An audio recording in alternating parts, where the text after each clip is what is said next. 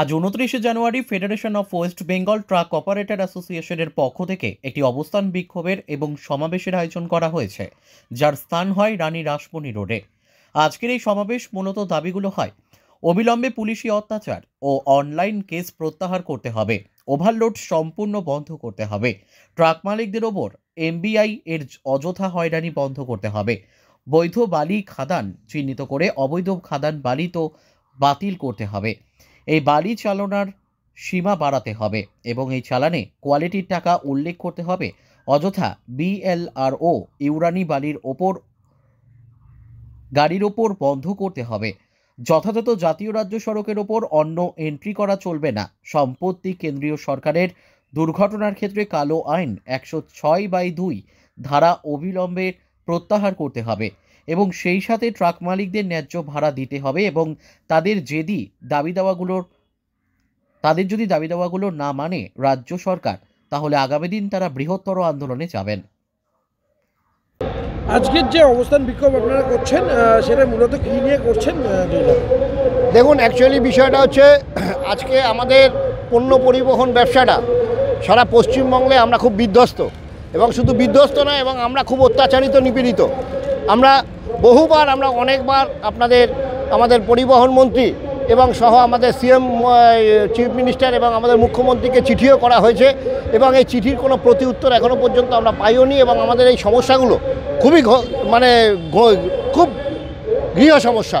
তার জন্য আমরা বলছি যে পুলিশের জুলুম, আজকে আপনারা জানেন যে আমাদের ট্রাক মালিকরা সারা পশ্চিমবঙ্গে যেভাবে পুলিশের জুলুম চলছে, পুলিশের জুলুমের পরে যেভাবে অনলাইন কেসগুলো আমাদের হচ্ছে, সেই অনলাইন কেস এবং পুলিশের বিরুদ্ধে আমরা বিধ্বস্ত হয়ে গেছি। এরপরে আপনারা এও জানেন যে এই অনলাইন কেস এবং পুলিশের বিরুদ্ধে সব অল ওভার ইন্ডিয়া থেকে গাড়ি আসা বন্ধ হয়ে গেছে। অল ওভার ইন্ডিয়া থেকে কোনো গাড়ি আসছে না, এরকম অবস্থা হয়ে গেছে, তারা বন্ধের দিকে চলে যাচ্ছে। আমরা চাইছি যে ইমিডিয়েট যে তারা যাতে পুলিশের জুলুম এবং আমাদের অনলাইন কেসটা প্রত্যাহার করে। ২ নম্বর হচ্ছে ওভারলোডিং।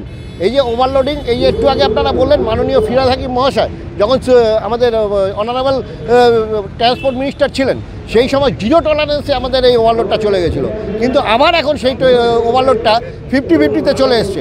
আমরা চাইছি যে বহু গাড়ি এক একটা নাম ধরে ধরে এক এক জায়গা থেকে যে এসআরএল টেসারেল টিপু সুলতান এইসব ধরনের গাড়িগুলো কি করে অবাধে এই ওভারলোডগুলো চলছে, এই ওভারলোড ইমিডিয়েট আমাদের বন্ধ করতে হবে, ওটাকে সম্পূর্ণভাবে ওভারলোড বন্ধ করতে হবে। এটা আমাদের একটা দাবি।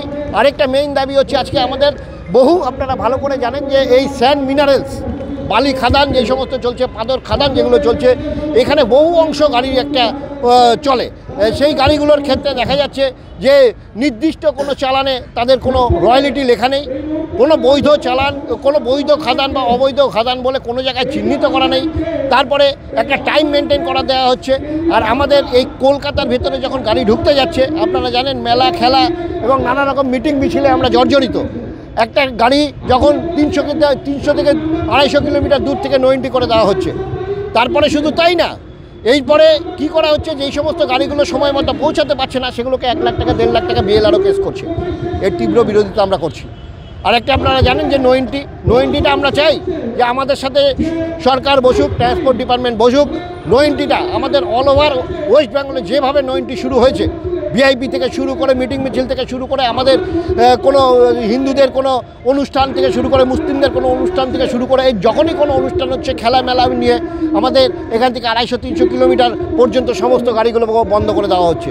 এতে আমাদের অর্থনৈতিকভাবে ক্ষতিগ্রস্ত হচ্ছে। আরেকটা বড় সমস্যা হচ্ছে, আপনারা জানেন যে কেন্দ্রীয় সরকার ভারতীয় ন্যায় সংহিতের ১০৬/২ ধারায় যেভাবে ড্রাইভারদের উপরে জরিমানা এবং 10 বছরের কারাদণ্ড, 7 লাখ টাকা জরিমানা করেছে, আমরা এর তীব্র বিরোধিতা করছি। এনারা বলছে এনারা অলরেডি সেন্ট্রাল গভর্নমেন্ট গেজেট কিন্তু বেরিয়ে গেছে, কিন্তু আমরা আমাদের অল ইন্ডিয়া মোটরস এবং আমাদের তত্ত্বাবধানে ড্রাইভাররাও আমাদের সাথে থেকে আমরা যে আন্দোলন করেছি, সেখানে তারা স্থগিত রেখেছে, কিন্তু আমরা স্থগিত বলছি না, আমরা বলছি ইমিডিয়েট এই আইনটা প্রত্যাহার করতে হবে। আইন যদি প্রত্যাহার না করে তাহলে কি আপনার বৃহত্তর আন্দোলন? একদম, আইন যদি প্রত্যাহার না করে আমরা বৃহত্তর আন্দোলন কি সারা ভারতবর্ষ জুড়ে আন্দোলন হবে।